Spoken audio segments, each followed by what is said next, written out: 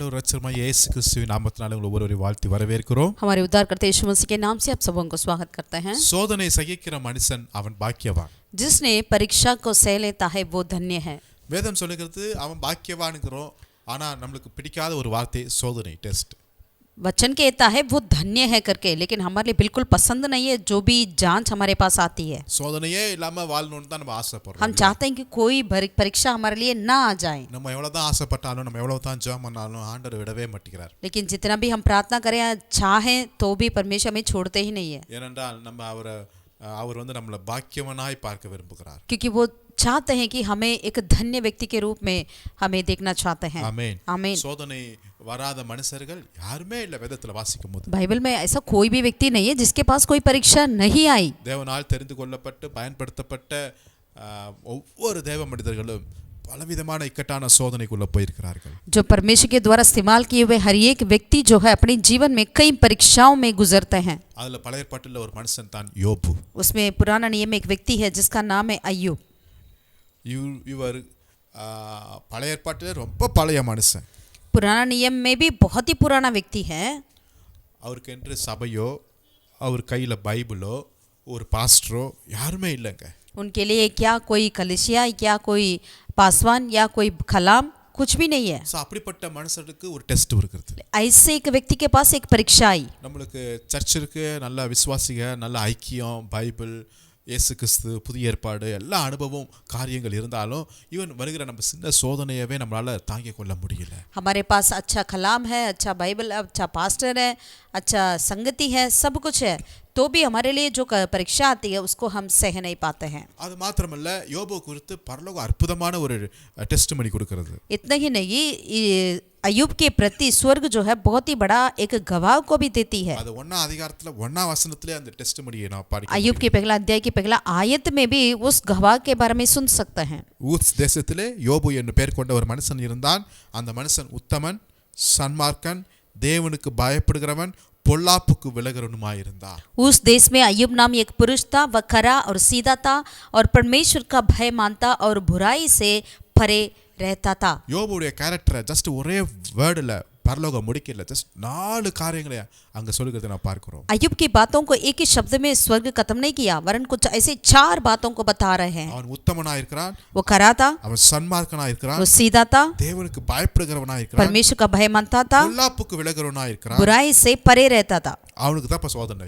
उन्हीं के लिए अभी परीक्षा है. அநேக பேர் சொல்லுவாங்கல, நிறைய பேர் நம்ம கூட விசுவாசிகள் சொல்லுவாங்க, कई लोग हम कहते हैं, हमारे विश्वासी भी कहते हैं, சர்ச்சுக்கு போறேன், காணிக்கை கொடுக்கறேன், हम तो चर्च जाते हैं, दशमांश देते हैं, ஆனா எனக்கு தான் இந்த பிரச்சனை. लेकिन मेरे लिए ही ये परेशानी क्यों है? அவங்கலாம் பாருங்க எதுமே கவலை இல்ல, बाकी लोगों को देखेगा उनके लिए कोई चिंता नहीं रहा, உலகத்துல ஜாலியா வாழ்ந்துட்டு இருக்காங்க, वो संसारिक जीवन अच्छे से जीते हैं, ஆனா எனக்கு தான் இவ்வளவு பிரச்சனை. लेकिन केवल मेरे लिए ही ये परेशानी है. கர்த்தர் உங்களை ரொம்ப அதிகமாய் நேசிக்கிறார். परमेश्वर आपसे बहुत ही ज्यादा प्यार करते हैं. ஆமென். आमीन. கர்த்தர் அவனை அவ்வளவாய் ஆசீர்வதித்திருந்தார். பாருங்களேன், परमेश्वर उनको कितना आशीषित किए करके देखिएगा. 7 குமாரர் 3 குமாரத்திகள். उनके लिए 7 लड़के थे, 3 लड़कियां थी. 7000 ஆடுகள், 3000 ஒட்டகங்கள், 500 ஏர் மாடுகள், 500 கழுதைகள், மிருக ஜீவன்கள், திரளான பணிவிடைக்காரர்கள் இருந்தார்கள். கிழக்கு புத்திரரிலே அவன் பெரியவனா இருந்தான். और उसके 7000 भेड़ बकरियां, 3000 ऊंट, 500 जोड़ी बैल और 500 गदहियां और बहुत ही दासियां थी. और उनमें इतनी संपत्ति थी कि पूर्वियों में वह सब से बड़ा था.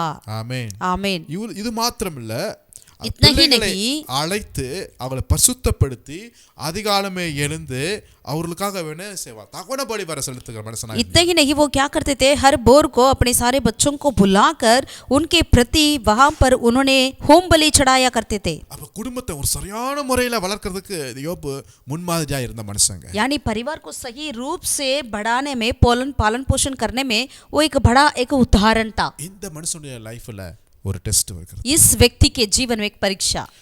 இந்த வருகிற சோதனை சாதாரண சோதனை இல்லைங்க. जो उनके पास आई एक साधारण परीक्षा नहीं आई. எங்கிருந்து இந்த சோதனை ஆரம்பிக்கிறது? कहां से ये शुरुआत हुआ है? 6ஆம் வசனத்திலிருந்து வாசிக்கிறோம். 6 आयत से, ஒரு நாள் தேவபுத்திரர் கர்த்தருடைய சந்நிதியில் வந்து நின்றபோது சாத்தானும் அவர்களோடு நடுவே வந்து நின்றான். एक दिन यहोवा परमेश्वर के पुत्र उसके सामने उपस्थित हुए. கத்தர் கேட்கிறா சாத்தானை பார்த்து, அப்பா நீ எங்க இருந்து வருகிறாய் கேட்கிறாரு. उनके बीच में शैतान भी आया, तब परमेश्वर ने उनसे पूछा तू कहाँ से आता है? சாத்தான் கத்தருக்கு பிரதியுத்தரமாக பூமி எங்கும் உலாவில் அதில் சுற்றி திரிந்து வருகிறேன்ங்கிறார். शैतान ने यहोवा को उत्तर दिया कि पृथ्वी पर इधर उधर घूमते फिरते और डोलते ढालते आया हूँ. இப்போ கத்தர் சும்மா இருக்கலாம்ல, இன்னொரு காரியத்தை சொல்றாரு, என் தாசனாகிய யோபின் மேல் கவனம் வைத்தாயோ அப்படி கேட்கிறாரு. तब यहोवा चुप नहीं रहा, वरन ऐसा कुछ सवाल किया है, क्या तूने मेरे दास अय्यूब पर ध्यान दिया है? சாத்தான்ட்டையும் யோபுவை பத்தி சில காரியங்கள் பேசுறாரு. यानी शैतान के पास भी अय्यूब के प्रति कुछ ऐसे बातों को परमेश्वर कहते हैं. அவன் உத்தமன்பா, அவன் சன்மார்க்கன்பா, அவன் தேவனுக்கு பயப்படுகிறவன்பா, பொல்லாப்புக்கு விலகுறவன், அவனை போல எவனுமே இல்லைன்னு சாத்தாட்ட ரொம்ப பெருமையா பேச ஆரம்பிச்சிட்டாரு. यहोवा परमेश्वर ने इतनी बड़ी प्रौढ़ के साथ कहने लगा क्योंकि अय्यूब के तुल्य कोई खरा और सीधा और मेरा भय मानने वाला और बुराई से दूर रहने वाला मनुष्य कोई नहीं रहा करके कहते हैं. இப்பதான் நடக்குது, சண்டை ஆரம்பிக்கிறது. अब ही कुछ ऐसे बातें होने लगी. கடைசியில் ஆண்டவர் சொல்லிட்டாரு, अंतिम में परमेश्वर ने कहने लगा 12ஆம் வசனத்துல, இதோ அவனுக்கு உண்டானவர்கள் எல்லாம் உன் கையில் இருக்குதுப்பா அப்படின்னு சொல்லி அவனை தூக்கி, யார கத்தருக்கு பயப்படுகிறவனை, பொல்லாப்புக்கு விலகிறவனை அவனை அப்படியே தூக்கி யார் கையில் கொடுத்துட்டாரு?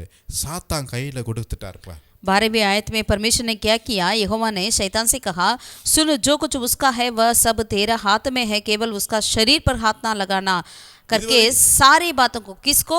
जिसने अपनी सारी खराता सीधाता, परमेश्वर का भय मानता था, बुराई से दूर रहता था, उस व्यक्ति को परमेश्वर ने शैतान के हाथों में दे दिया है. இதுவரை யோபு நினைச்சிருப்பார், நான் ஆहुடைய உள்ளங்கையில் வரைந்து வைத்திருக்காரு என்ன, கண்மணி போல நான் இருக்கிறேன் அப்படின்னு யோபு நினைச்சிருப்பாரு. अगर अय्यूब ने सोचा होगा मैं तो परमेश्वर की हथेली पर हूँ करके उन्होंने सोचा होगा, ஆனா இப்போ யார் கையில போயிட்டாரு? लेकिन अब किसके हाथ में चला गया था? சாத்தான் கையில கத்தரே ட்ரான்ஸ்ஃபர் பண்ணி விட்டாரு. यहोवा की शैतान के हाथ में उनको ट्रांसफर कर दिया है. யோபுட்ட கேட்டாரா? अय्यूब से पूछा क्या? யார்ட்டையும் கேட்கல, அவர் கேட்க வேண்டிய அவசியமும் இல்லை. किसी से उन्होंने पूछा नहीं, उससे पूछने की कोई जरूरत भी नहीं है. ஆமா, நம்மளுக்கு கொடுக்க வேண்டிய ட்ரான்ஸ்ஃபர் கத்தர் கேட்க வேண்டிய அவசியமே இல்லை, அவரே எங்க வேணாலும் சேஞ்ச் பண்ணிக்குவாங்க. हमारे लिए दिया हुआ ट्रांसफर को परमेश्वर खुद ही करेंगे, हमसे पूछने की जरूरत नहीं है. இதை பார்த்தா அவர் கர்த்தருக்கும் சாத்தானுக்கும் நடக்கிற போர், அதுல நம்ம யோபு மாட்டிட்டு சிக்கி தவிக்கிறது மாதிரி இருக்குதுல்ல. यहाँ लगता है जो शैतान और परमेश्वर के बीच के युद्ध में अय्यूब फंसा हुआ है. இதுதான் டெஸ்ட், यही परीक्षा है, இதுதான் நமக்கு வருகிற சோதனை. यही हमारे लिए आती है जो परीक्षा. கர்த்தருக்கும் சாத்தானுக்கும் நடக்கிற பெரிய யுத்தத்துல நம்ம மாட்டிட்டு இருக்கிறோம். இப்ப நம்ம தான் அதுல என்ன செய்யறோம்? ஒரு ஃபீல்டா மாட்டி கொண்டு இருக்கிறோம். यानी परमेश्वर और शैतान के बीच के युद्ध में हम ही एक वो तराई हो गई, यानी उस स्थान जहाँ युद्ध होता है वो स्थान हम ही हो गई. இந்த சோதனையில வரப்போகிற வீழ்ச்சி, அதாவது கஷ்டம் அவங்க ரெண்டு பேருக்கு இல்லை, நம்மளுக்கு தான் நடக்க போகுது. इस युद्ध में किसकी बहुत बड़ा तकलीफ होगी? परमेश्वर या शैतान को नहीं, वरन हमारे लिए है. जिस स्थान में होता है उसी स्थान ही तितर पितर हो जाएगा. எப்படி இருக்கு பாருங்க யோபுடைய சோதனை. कैसा होगा करके आप सोचिएगा अय्यूब की परीक्षा. அவனுக்கு வந்த சோதனை எல்லாம் அப்படியே நான் ஜஸ்ட் அப்படி சொல்லிட்டே போறேன் பாருங்க. उनके लिए जो आई है वो परीक्षाओं के बारे में मैं बताता चाहता हूँ. முதல் சோதனை, पहला परीक्षा, சாத்தானின் கவனம் யோபு மேல வந்து விட்டது. शैतान का ध्यान अय्यूब के ऊपर आ गया. 8ஆம் வசனத்துல வாசிக்கிறோம்ல, 8वें आयत से हम पढ़ते हैं ना. சாத்தான்ட்ட சொல்றார் கர்த்தர், ஏ யோபு மேல கவனம் வைத்தியா அப்படின்னு கேட்கிறார் பாருங்களேன். यहोवा ने पूछा शैतान से, क्या तू मेरा दास अय्यूब पर ध्यान दिया है? ஒருவேளை அவன் கவனம் வைக்காம கூட போயிருக்கலாம். शायद उन्होंने ध्यान नहीं भी दिया होगा. ஏன்னா யோபு ரொம்ப ஜபிக்கிற மனுஷன்ப்பா, அவன் உத்தமன் சன்மார்க்கன், அவன் மேல இருக்கிறவங்க கவனம் வைக்கணும் அப்படின்னு சுத்தி போயிருக்கலாம். ஆனா கர்த்தர் வேணுக்குன்னே கூப்பிட்டுடே இங்க வா, அவனுக்கு மேல கவனம் வைத்தியா ஆரம்பிச்சிட்டார். பார்த்தீங்களா? यानी शायद शैतान ने सोचा होगा, अरे ये तो खरा सीधा व्यक्ति है, परमेश्वर का भय मानने वाला व्यक्ति है, इनके ऊपर हमें क्यों हाथ रखना करके वो शायद सोचकर चला गया होगा. लेकिन परमेश्वर उनको जानबूझ के बुलाकर तूने मेरा दास अय्यूब पर ध्यान दिया है क्या करके पूछना जैसे लग रहा है. முதல் பிரச்சனை, पहला परेशानी, சாத்தானுடைய கவனம் இப்ப யோபு மேல வந்து விட்டது. शैतान की ध्यान जो है अय्यूब के ऊपर आ पड़ा है. இரண்டாவது பிரச்சனை, दूसरा परेशानी 10வது வசனத்தை நான் வாசிக்கிறேன். 10वीं आयत में हम पढ़ते हैं, நீர் அவனையும் அவன் வீட்டையும் அவனுக்கு உண்டான எல்லாவற்றையும் சுற்றி வேலி அடைக்கவில்லையோ அப்படின்னு கேட்கிறான் சாத்தான். शैतान ने पूछा, क्या तूने उसकी और उसकी घर की और जो कुछ उसका है उसके चारों और बड़ा भाड़ा नहीं बांधा? இப்ப ரெண்டாவது பிரச்சனை என்னன்னா अब दूसरा परेशानी क्या है? அவனை சுத்தி இருக்கிற அந்த வேலி இப்பொழுது எடுக்கப்பட்டு விட்டது. उनकी चारों तरफ की भाड़ा जो है बांधा हुआ था वो निकाल दिया गया है. இதுவரையும் உண்டான ஒரு பாதுகாப்பு என்கிற ஒரு சேஃப்டி இப்ப நீக்கப்பட்டு விட்டது. यानी अभी तक उनके साथ था जो सुरक्षित एक सेफ्टी वो निकाल दिया गया. நான் சோதனையில எப்படிலாம் சோதனை வரும்னு நான் சொல்லிட்டு இருக்கிறேன், சரிங்களா? यानी कैसे कैसे परेशानी आएगी करके हम बता रहे हैं. முதலாவதாக पहला, சாத்தானுடைய பார்வைக்கு கவனத்திற்கு போயிருவோம் நம்ம. हम शैतान की ध्यान के अंदर चले जाएंगे. ரெண்டாவதாக நம்ம சுத்தி இருக்கிற அந்த பிரசன்னம் அல்லது பாதுகாப்பு அது நீங்க கூடியதா இருக்கும். दूसरा, हमारी चारों तरफ की भाड़ा जो है यानी सुरक्षा जगह वो हटाया जाएगा. மூன்றாவதாக சோதனை तीसरा, 14ஆம் வசனத்திலிருந்து வாசிக்கிறோம். 14 आयत से लेकर हम देखते हैं. ஒரு ஆள் வருகிறான். एक व्यक्ति आया. என்ன சொல்றான்? क्या कहा? சபையர் அவர்கள் மேல் விழுந்து அவர்களை சாய்ந்து கொண்டு போனார்கள். வேலையாட்கள் பட்டய கரைக்கினால் வெட்டு போயிட்டார்கள். கழுதை எருது எல்லாமே போயிருச்சுன்னு ஒரு நியூஸ் கொண்டு வருகிறான். यानी आपकी सारा गधा अब सारे नौकर नौकरानियां सब कुछ चले गई करके एक उनको खबर लेकर आया है. 16ஆம் வசனத்துல இன்னொரு ஆள் வருகிறான். 16वीं आयत में और एक व्यक्ति आया. வானத்திலிருந்து தேவனுடைய அக்கினி விழுந்து ஆடுகள் வேலையாட்கள் எல்லாம் சுட்டெரிக்கப்பட்டிருச்சுன்னு சொல்றான். और वो कहता है आग आकाश में से गिरकर और सारे भेड़ बकरियों को जला दिया करके वो कहता है. 17ஆவது வசனத்துல மூணாவது ஒரு ஆள் வருகிறான். 17वीं आयत में तीसरा एक व्यक्ति आया. கல்தையர் 3 பவுஞ்சாய் வந்து ஒட்டகம் மேல் விழுந்து அவங்களை ஓட்டி கொண்டு போனார்கள் சொல்றான். कल्ती लोग आए हैं तेरे ऊंटों के ऊपर गिरकर उनको लेकर चले गए करके वो कहता है. இதுல இருந்து என்ன சோதனை? इसमें से क्या पता चला? சொத்துக்கள் ஆஸ்திகள் எல்லாம் இழக்கிற ஒரு பெரிய நஷ்டத்துக்குள்ள போகிற ஒரு சோதனை. यानी अपनी सारे संपत्ति को खो जाना. நஷ்டம், பயங்கரமான நஷ்டம். एक बहुत बड़ा नष्ट ஒரே நாள்ல நஷ்டம். एक ही दिन के अंदर नष्ट हुआ. இதுவரையும் அவனுக்கு பாதுகாப்பா அவனுக்கு ஆசீர்வாதமாய் பெரிய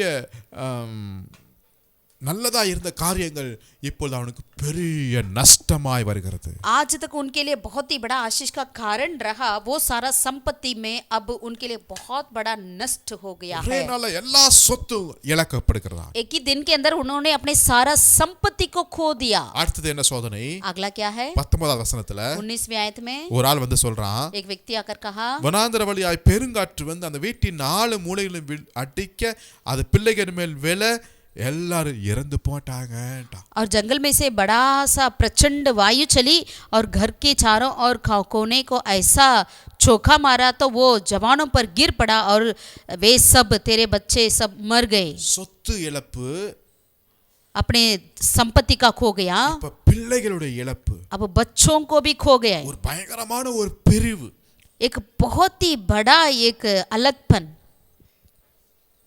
யாருக்கு? இந்த யோபுவுக்குங்க. किसके लिए हुआ है? अय्यूब के साथ. அடுத்த சோதனை என்ன வருகிறது? अगला क्या हुआ था? 2ஆம் அதிகாரம் दूसरा अध्याय 9வது வசனம். 9वीं आयत. அப்பொழுது அவன் மனைவி அவனை பார்த்து, நீர் இன்னும் உம்முடைய உத்தமத்தில் உறுதியாய் நிற்கிறீரோ, தேவனை தூஷித்து ஜீவனை விடும் என்கிறான். और उसकी स्त्री उससे कहने लगी, क्या तो अब भी अपनी खराई पर बना है? परमेश्वर की निंदा कर और चाहे मर जाए तो मर जा. யாரு? அவருடைய சொந்த மனைவி. कौन? अपनी खुद की पत्नी. எல்லாம் இழந்து போயிருக்கிற நேரத்துல அவரோட மனைவி தானே கூட இருந்து ஆறுதல் படுத்தணும். सब कुछ जब उन्होंने खो दिया उनका पत्नी को ही उनके साथ देना चाहिए. இது மனைவியுடைய வாயிலிருந்து வருகிற வார்த்தை மாதிரியா இருக்கிறது. ये पत्नी के मुंह से निकलती है शब्द थोड़ी लग रहा. இப்போ ஒரு தனிமையான ஒரு ஃபீலிங் யோபுக்கு வருகிறது. यानी एकदम एक अकेलापन இது अय्यूब ஒரு के சோதனை जीवन தான். में. இது ஒரு சோதனை தான். ये भी एक परीक्षा ही है. தனிமையில ஒரு சோதனை. एक अकेलापन में. இந்த நாள் வரை எல்லாம் கூட இருந்தாங்க, சந்தோஷமா இருந்தோம். आज तक उनके साथ सभी लोग थे, खुशियां थे. ஆனா எல்லாம் போய் இப்ப தனிமையில உட்கார்ந்துட்டு இருக்கிறான். अब सभी लोग अकेलापन में. அடுத்த ஒரு சோதனை अगला 7ஆம் வசனத்துல வாசிக்கிறோம். 7वीं आयत दूसरा अध्याय का 7 में. அப்போது சாத்தான் கர்த்தருடைய சன்னதியை விட்டு புறப்பட்டு யோபுவின் உள்ளங்கால் தொடங்கி அவன் உச்சந்தலை மட்டும் கொடிய பற்களால் அவனை வாதித்தான். तब शैतान यहोवा के सामने से निकला और अय्यूब को पाँव के तलवे से ले सिर की चोटी तक बड़े बड़े फोड़ों से पीड़ित किया. வியாதி என்கிற சோதனை यानी बीमारी ஏதோ ஒரு குறிப்பிட்ட இடத்துல இல்ல, एक पर्टिकुलर स्थान में नहीं. யோபுவின் உள்ளங்கால் தொடங்கி அவனுடைய உச்சந்தலை மட்டும் வியாதி வந்துருச்சு. यानी अय्यूब की पाँव के तलवे से लेकर सिर की चोटी तक बीमार। ஏதோ சரீரத்துக்கு உள்ளார இல்ல, शरीर के अंदर नहीं, சரீரம் முழுவதும் வெளியில இருக்கிற காரியங்கள். यानी शरीर के बाहर पूरा। இது சாதாரண வியாதி அல்ல, एक साधारण बीमार नहीं है, அவரை வாதிக்கிற ஒரு வியாதி. यानी उनको इतना एक बड़ा सा पीड़ा है। அவர் ஒரு ஓட்டை எடுத்து தன்னை சுரண்டி கொண்டு சாம்பல்ல உட்கார்ந்திருக்கிறாங்க. तब अय्यूब ने कुचलाने के लिए एक टीकरा लेकर राख पर बैठ गया। அதாவது இந்த நேரத்துல சரியான Dress கூட போட முடியாத நேரங்க. यानी ऐसा वक्त है उन्होंने सही से अपना वस्त्र भी नहीं पहन सकता है। யாருக்கு இப்படிப்பட்ட சோதனை? किसके लिए ऐसा परेशानी परीक्षा? ஏதோ ஒரு பாவிக்கு அநியாயக்காரனுக்கு இல்லங்க, एक पापी लोगों के लिए या अन्यायी लोगों के लिए नहीं, தேவனுக்கு பயந்து வாழுகிற ஒரு மனிதனுக்கா. जो परमेश्वर के डर भय रहते थे उन्हीं लोगों के लिए। எத்தனை விதமான சோதனை அவனை ஒரு நாள்ல நரங்கி கொடுக்குது பாருங்களேன். एक ही दिन के अंदर कैसे कैसे उनकी परीक्षा आई। அது மாத்திரமா, इतना ही है क्या? இப்ப அவனுடைய நண்பர்கள் க்ளோஸ் ஃப்ரெண்ட்ஸ் வராங்க. अभी उनका अपने गहरे दोस्त लोग आ रहे हैं। என்ன சொல்றாங்க? वो क्या कह रहे थे? நீ பாவம் செய்துட்ட யோபுன்னு சொல்றாங்க. उन्होंने यूं कहने लगा, हे अय्यूब तू तो कुछ पाप कर दिया होगा, நீ பாவம் செய்துட்டேன்னு. तूने पाप कर दिया होगा। க்ளோஸ் ஃப்ரெண்ட்ஸ், அவனுக்கு சப்போர்ட்டா இருக்க வேண்டிய ஃப்ரெண்ட்ஸ் இப்ப அவனை நிந்தைக்குள்ள அவனை வைக்கிறாங்க. यानी जो उनके गहरे दोस्त थे वो अभी उन्हें निंदा करने लगे। சில அக்கிரமமான வார்த்தைகள் அவனுக்கு நேராக வருகிறது. उनके विरोध ऐसे कुछ अपमान की बातों को कहने लगे। ஆனாலும் யோபு உறுதியா நிக்கிறாருங்க. लेकिन अय्यूब बिल्कुल उन्होंने प्रभु में स्थिर रहा। ஹalleluya, हालेलुया, ஹalleluya, हालेलुया। இன்னும் நீங்க தொடர்ச்சியா வசனத்தை நீங்க வாசிட்டே இருக்கும்போது अगर आगे वचन को भी हम पढ़ते जाएंगे तो அவருடைய சொந்தக்காரங்கள் எல்லாம் விலகுறார்கள். उनके सारे रिश्तेदार उनसे अलग हो गए। சொந்தங்கள் விலங்குது. अपने रिश्तेदार उनसे दूर हो गई। எப்பவுமே பொதுவா காசு இருந்தா தான் மக்கள் வருவாங்க நம்மள தேடி இல்லையா? हमेशा जो है जब आपके पास पैसा होते हैं तब लोग आपको ढूंढ कर आएंगे। இப்போ எல்லாம் போயிடுச்சுனா எவன் நம்மளோட கூட இருப்பான்? अब सब कुछ खत्म हो गया तो कौन आएंगे हमारे पास? நம்ம காது கேட்க சொல்லிட்டு போவாங்க, இவனே ஓட்டாண்டியா இருக்கான், இவன் கூட நம்ம இருந்து என்ன பிரயோஜனம் சொல்லிட்டு போவாங்க. हमारे का सुनने से ही वो ऐसा बोलते जाएंगे कि अरे ये खुद ही इनके पास कुछ नहीं है तो क्या करेगा करके बोल कर जाएंगे। சொந்தங்கள் விலகுகிறதை நான் பார்க்கிறோம். यानी अपने अपने के लोग भी अपने आप को छोड़कर चले जाते हुए दिख सकते हैं। இதுவரையும் அவன் வீட்டில் வேலையாட்கள் வேலைக்காரிங்க இவன் கொடுக்கிற காசை பணத்தை ஆசீர்வாதத்தை வாங்கிட்டு போனவங்க எல்லாம் இப்போ இவனை பத்தி தப்பா பேச ஆரம்பிக்கிறாங்க. जो इनसे पैसा लेकर गए थे, इनके द्वारा जीवन बिता रहे थे, अभी वे लोग भी इनके विरोध बोलने लगे। யோபு சொல்கிறார், अय्यूब ने कहा, அவமானத்தால் நான் நிரப்பப்பட்டேன்னு சொல்றாருங்க. अपमान से मैं भर गया है करके वो कहता है। நான் சிறுமையா இருக்கிறேன்னு சொல்றாருங்க. मैं बिल्कुल तुच्छ जाना गया करके कहता है। சிறு பிள்ளைகள் அவரை அசட்டை பண்ணினார்கள்ங்க. छोटे छोटे बच्चे उनको इनकार करने लगे। இதெல்லாம் அந்த 10ஆம் அதிகாரத்தில் இருக்கிறது. ये सारे 10वें अध्याय में लिखा हुआ है। இருள் சூழ்ந்த தேசத்துல இருள் சூழ்ந்த வழியில நான் போய் கொண்டிருக்கிறேன்னு அவர் சொல்லுகிறாருங்க. ऐसे में स्थान में गुजर कर जा रहा अंधकार की जगह में। எவ்வளவு சோதனை மேல சோதனை மேல சோதனை. कितना देखिएगा, परीक्षा के ऊपर परीक्षा के ऊपर परीक्षा। நார்மல் சராசரியா மனிதன் இந்த சோதனையெல்லாம் தாங்கவே முடியாது. एक साधारण व्यक्ति ऐसे परेशानियों को परीक्षाओं को नहीं सह सकता। ஆனா யோபுக்கு लेकिन अय्यूब के लिए அவன் ஆத்துமாவுல ஒரு உறுதியா இருந்தான். उन्होंने अपने प्राण में एक स्थिरता से बना रहा। இப்படிப்பட்ட இந்த நேரத்தில் அவன் செய்த நாளே காரியத்தை நான் சுருக்கமா சொல்ல விரும்புகிறேன். ऐसे समय पर उन्होंने क्या किया करके कुछ 4 बातों को अपने सामने रखना चाहता हूं। முதலாவதாக पहला 1 அதிகாரம் யோபுல पहला अध्याय अय्यूब का 21 वचனத்தை வாசி. 21वीं आयत। யோபு சொல்றார், நிர்வாணியாய் என் தாயின் கர்ப்பத்திலிருந்து வந்தேன், நிர்வாணியாய் அவ்விடத்துக்கு திரும்புவேன்.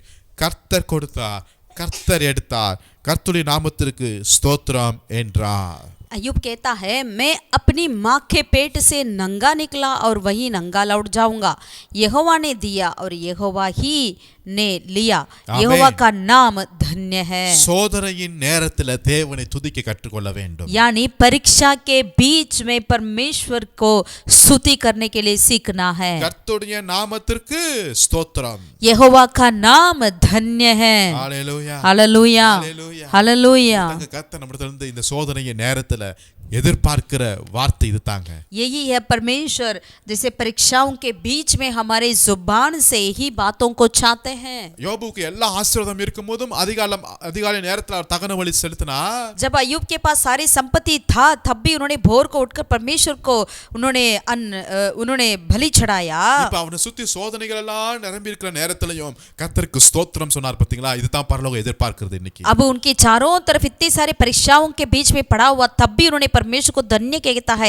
यही स्वर्ग चाहती है। என்ன நடந்தாலும் கர்த்தரை ஸ்தோத்திரிப்போம் நாம. कुछ भी हो जाए परमेश्वर को धन्यवाद करें। அப்படிப்பட்ட ஒரு இருதயம் நமக்குள்ள உண்டாகட்டும் இன்னைக்கு. ऐसे कुछ हृदय हमारी होनी चाहिए। ஆமென். आमीन।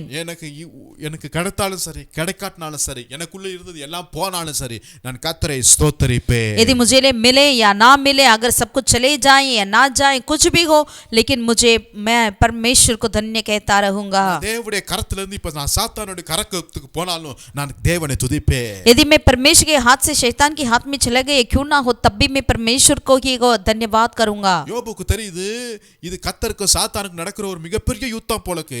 இதுல நம்ம மாட்டிக்கொண்டு இருந்தாலும் பரவாயில்ல, நம்ம தேவனை ஒரு நாளும் நம்ம சிறுமைப்படுத்த கூடாது, நாம் துதிக்க கற்றுக்கொள்ள வேண்டும். अय्यूब अच्छे से जानता था कि ये परीक्षा परमेश्वर और शैतान के बीच में हो रहा है, इसमें मैं परमेश्वर को छोड़ना नहीं करके उन्होंने एक निर्णय लिया और परमेश्वर को धन्यवाद करता रहा। ஆமென். आमीन। இரண்டாவதாக அவன் செய்த ஒரு காரியம் दूसरा उन्होंने क्या किया? 22ஆம் வசனத்துல 22वीं आयत में இவை எல்லாவற்றிலும் யோபு பாவம் செய்யவில்லை.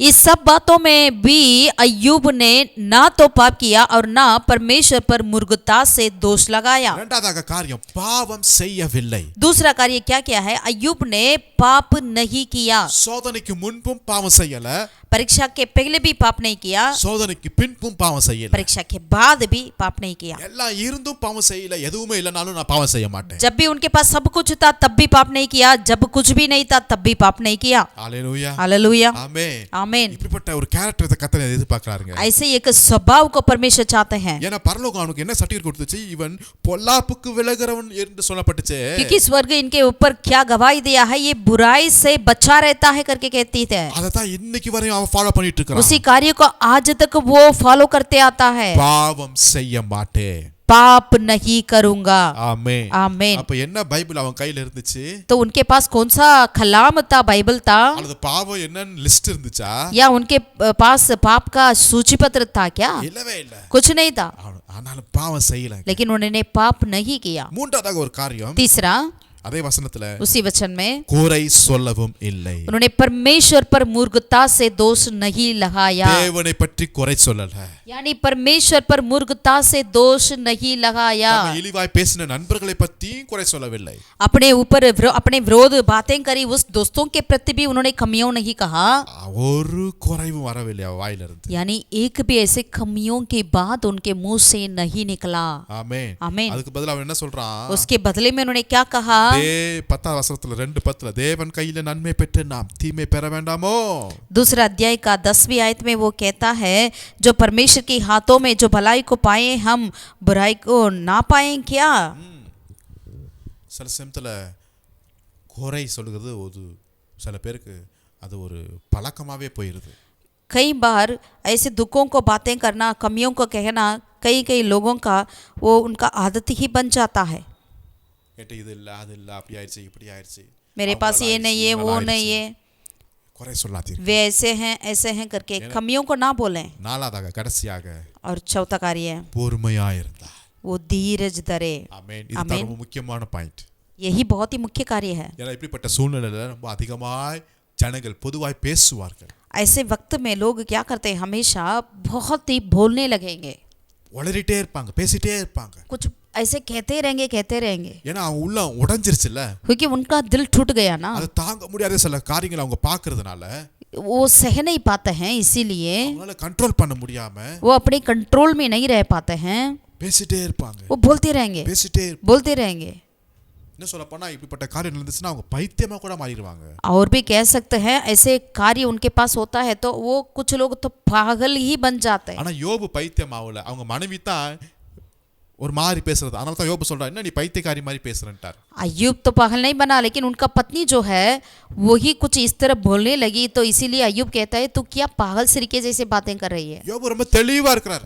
अय्यूब बिल्कुल सावधान था और बिल्कुल साफ था। யோபு தன் பேச்சில ரொம்ப பொறுமையா தெளிவா இருக்கிறார். अपनी बातों में वो बिल्कुल धीरज था, குறை சொல்லல, कमियों को नहीं कहा, அவசரப்பட்டு பேசல, जल्दीबाजी में कुछ बोला भी नहीं।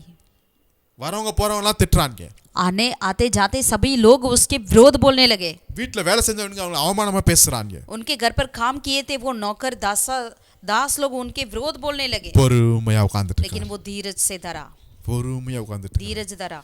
யோபுவுக்கு தெரியும் अय्यूब जानते थे இந்த யுத்தம் என்னோடது அல்ல, ये युद्ध मेरा नहीं, இது கர்த்தருடைய யுத்தம். ये परमेश्वर का है। நான் சும்மா இருக்கும்போது, मैं जब चुप रहूंगा, அப்படின்னா என்ன அர்த்தம் தெரியுங்களா? मतलब क्या है? நான் சும்மா இருக்கும்போது, यदि हम चुप रहेंगे, நான் பேசாம அமைதியா இருக்கும்போது, यदि मैं चुप मुंह बंद कर रहूंगा, நான் பொறுமையா இருக்கும்போது, जब धीरज धरूंगा, நான் பாவம் செய்யாம இருக்கும்போது, जब मैं पाप करे बिना रहूंगा, நான் குறை சொல்லாம இருக்கும்போது, कमियों को नहीं कहूंगा, தேவன் எனக்காக யுத்தம் செய்கிறவராய் இருக்கிறார். मेरा प्रभु मेरे लिए युद्ध करेगा। என்னுடைய வேலை கர்த்தரை துதிப்பது தான். मेरा काम केवल यहोवा को धन्य कहना है। அதனால தான் யோபு சொல்றாரு, इसलिए अय्यूब कहता है நான் ஆராதிக்கிற என் மீட்பர் அவர் உயிரோடு இருக்கிறார். जिसकी मैं आराधना करता हूँ वो उद्धार करता, वो जिंदा है, அவர் மரிக்கவில்லை, वो मरा नहीं। இன்னும் சொல்ல போனா இது வந்து ஏதோ ஒரு தரிசனம் மாதிரி இருக்குது அவர் சொல்ற காரியம். और भी कहा जाते हैं तो ये एक दर्शन जैसे लग रहा है, அதாவது இயேசு கிறிஸ்துடைய உயிர்த்தெழுதலை இங்கேயே அவர் பிரகடனம் பண்ணுகிறாருங்க. यानी यीशु मसीह की पुनरुत्थान को यहीं पर ही वो प्रकट करता है। இந்த சோதனையின் மத்தியிலையும் इस परीक्षाओं के बीच में भी என் மீட்பர் உயிரோடு இருக்கிறார், मेरा उद्धार करता जिंदा है, அவர்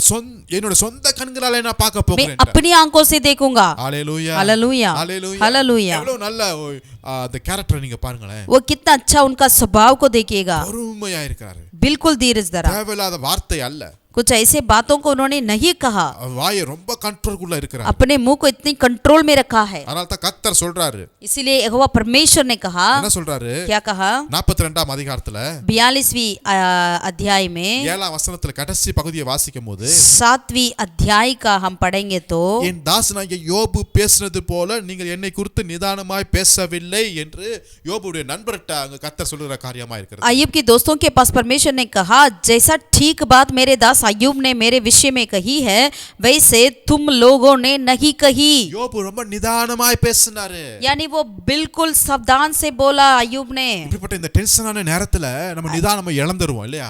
ऐसे टेंशन के समय पर हम ठीक बात नहीं कह सकते हैं, அதனால தான் இந்த டென்ஷனான நேரத்துல தவறான முடிவு பண்ணி எடுத்துருவாங்க. इसीलिए टेंशन के समय पर लोग क्या करते हैं, बिल्कुल गलत निर्णय लेंगे। ஆனா யோபு ரொம்ப நிதானமாய் பேசுறாரு. लेकिन अय्यूब ने बिल्कुल सावधानी से रहा, ठीक बातें बोली। ஒவ்வொரு வார்த்தையும் யோசித்து பேசுகிறது போல இருக்குது. लगता है कि हर एक बातों को उन्होंने बिल्कुल सोच मोच कर कहा है। அதை கர்த்தரே சாட்சி சொல்கிறார் பாருங்க. उसको गवाह किसने कहते हैं? यहोवा ही गवाह कहते அப்ப हैं। இந்த சோதனையான நேரத்துல நம்ம பேசுகிற ஒவ்வொரு வார்த்தையையும் கர்த்தர் உற்று கேட்கிறார். इसका मतलब हम ऐसे टेंशन के समय पर, परीक्षाओं के समय पर जो भी शब्द बोलते हैं वो परमेश्वर ध्यान पूर्वक सुनते हैं। ஆமென். ஆமென். இது மாத்திரம் இல்லங்க, इतना ही नहीं, யோபு தன் நண்பர்களுக்காக ஜெபிக்கிறார் பாருங்களேன். अय्यूब क्या किया है, अपने दोस्तों के लिए प्रार्थना करी। இந்த நேரத்துல எப்படிங்க ஜெபம் வரும்? ऐसे समय पर कैसा प्रार्थना आएगी? அவனுக்கு வந்து வியாதியை பாருங்களேன். उनकी जो आया है वो बीमारी को दरसा देके, இங்க தலையில இருந்து உள்ள கால் வரை यानी सिर से लेकर उनकी पांव तक எந்த இடத்துல சொறிவான், எல்லா இடத்துலயுமே அரிக்குது. हर जगह में खुजली, वो कहां पर खुजली करेगा? அந்த நேரத்துல கூட उसी समय में भी ஜெபம் பண்றான் பாருங்களேன். उन्होंने प्रार्थना किया। देखिए, பழைய ஏற்பாட்டு மனுஷங்க, पुराना नियम का व्यक्ति है, இதெல்லாம் ஒரு சாதாரண விஷயம் அல்ல. ये साधारण कार्य नहीं है। நம்மளுக்கு எல்லாம் நல்ல வசதியா இருக்கும்போது ஜெபிக்கிறதுக்கே நமக்கு போர் அடிக்கிறது மாதிரி இருக்குது. जब सब कुछ ठीक ठाक रहता है तब भी हमें प्रार्थना करना तो हमारे लिए बहुत ही मुश्किल लगता है। ஆனா அந்த நேரத்துல கூட தன் நண்பர்களுக்காக ஜெபிக்கிறான். लेकिन ऐसे समय पर भी अय्यूब ने अपने मित्रों के लिए प्रार्थना की। யோபு தன் சிநேகிதருக்காக வேண்டி செய்தார். अय्यूब ने अपने मित्रों के लिए प्रार्थना की। ஹalleluya, ஆமென். हालेलुया। 5 காரியத்தை பார்த்தோம். 5 कार्य को हमने देखा है। தேவனை துதிக்கிறான், परमेश्वर को स्तुति किया, பாவம் செய்யவில்லை, पाप नहीं किया, தேவனை பற்றி குறை சொல்லவில்லை, परमेश्वर के विरोध दोष नहीं लगाया, பொறுமையா இருந்தான், धीरज धरा, தன் நண்பர்களுக்காக வேண்டுதல் பண்ணான். अपने मित्रों के लिए प्रार्थना किया। ஆமென். आमीन। இதோட ரிசல்ட் இந்த கடைசி அதிகாரத்துல நம்ம வாசிக்க முடியுது. इसका उत्तर को हम अंतिम अध्याय में ही पढ़ सकते हैं। தேவரே சகலத்தையும் செய்ய வல்லவர். यहोवा परमेश्वर आप सब कुछ पूरा करने के लिए सामर्थ्य है। தேவன் செய்ய நினைத்தது அது தடைபடாது. जो परमेश्वर ने सोचा उसमें एक भी कुछ करे भी पूरा करे भी नहीं जाएगा। ஹalleluya. हालेलुया। யோபுடைய முன் நிலைமையை காட்டிலும் பின் நிலைமையை கர்த்தர் ஆசீர்வதித்தார். अय्यूब की बीता हुआ जीवन से परमेश्वर अगला जीवन को आशीषित किया है। ஆமென். आमीन। ஹalleluya. हालेलुया। சாத்தான் வெட்கப்பட்டு போயிட்டான். शैतान वहां पर उन्होंने सिर झुकाकर चला गया। பரலோகம் எவ்வளவு சந்தோஷப்பட்டிருக்கும் தெரியுங்களா? देखिएगा स्वर्ग कितना सारा खुशियां में होते होंगे। அவன பாடுகள், அவன் எத்தனை கஷ்டம், எத்தனை வேதனை, எல்லாவற்றுக்கும் பதிலாக கர்த்தர் அவனை ஆசீர்வதித்தார். उनकी जितना भी दुख आई, परीक्षा आई, वो सबके बदले परमेश्वर उन्हें दुगना आशीषित किया है। சோதனை சகிக்கிற மனுஷன் பாக்கியவான். जो परीक्षाओं को सह लेता है वो व्यक्ति धन्य है। ஆமென். आमीन। அதுவே சோதனைகள் வரும்போது इसीलिए जब आपके पास परीक्षाएं आती है, யோபுவை நினைத்துக் கொள்வோம். आप अय्यूब को स्मरण करें। யோபுக்கு வந்த சோதனை மாதிரி நம்மளுக்கெல்லாம் வந்துச்சுன்னு யாருமே சொல்ல முடியாது. हम कोई भी ऐसा व्यक्ति नहीं कह सकते हैं कि जैसे अय्यूब की परीक्षाई वैसे ही मुझे भी आया करके हम नहीं कह सकते हैं। பட் இந்த நேரத்தில் கூட யோபுவை காட்டிலும் இன்னும் அதிகமாகவே நம்ம செஞ்சிருக்கணும். ऐसे समय पर हम अय्यूब से भी बढ़कर जरूर हमें करना चाहिए। இந்த வசனத்தின் மூலமாய் கர்த்தர் உங்களை ஆசீர்வதிப்பார். इस वचन के द्वारा परमेश्वर आपको आशीषित करें। ஜெபம் பண்ணுவோம். आइए प्रार्थना करें। நல்ல பிதாவே, நன்றியோடு உம்மை ஸ்தோத்திரிக்கிறோம். கிருபையும் இரக்கம் நிறைந்தவரே, भला परमेश्वर हम तेरा धन्यवाद करते हैं, कृपा अनुग्रह से भरा हुआ परमेश्वर। சோதனை சகிக்கிற மனுஷன் பாக்கியவான். जो व्यक्ति परीक्षा को सह लेता है वो धन्य है। சோதனை பார்த்து பயப்படுகிறவர்களாய் நாங்கள் அல்லாதபடி परीक्षाओं को देखकर डरने वाले हम नहीं रहे। யோபுவை போல நாங்கள் இன்னும் உத்தமத்தில் உறுதியாய் நிற்க எங்களுக்கு கிருபை செய். अय्यूब के समान हम और अपने उत्तमता में स्थिर रहने के लिए हमें मदद कर। யோபுவை போல சோதனை நேரத்தில் தேவனை துதிக்கணும். अय्यूब के समान हम परीक्षा के समय पर परमेश्वर की स्तुति करें। பாவம் செய்யக்கூடாது. पाप नहीं करना है, குறை சொல்லாதபடி कमियों को नहीं कहना है, பொறுமையாய் இருக்க, हम धीरज धरें, மற்றவர்களுக்காக ஜெபிக்க औरों के लिए प्रार्थना करें। எங்களுக்கு கிருபை செய். हम पर अनुग्रह कर, கிருபை செய்வீராக. अनुग्रह कर, உதவி செய்யுங்கப்பா. हमें मदद कर खुदा, பலப்படுத்துவீராக. बल दीजिए, ஆசீர்வதிங்க. आशीषित कर। ஜெபிக்கிற நல்ல பிதாவே, ஆமென். उद्धार करता यीशु के नाम से हम प्रार्थना करते हैं खुदावन। கர்த்தர் உங்களை ஆசீர்வதிப்பார். आमीन। आमीन। परमेश्वर आपको आशीषित करें। Praise the Lord.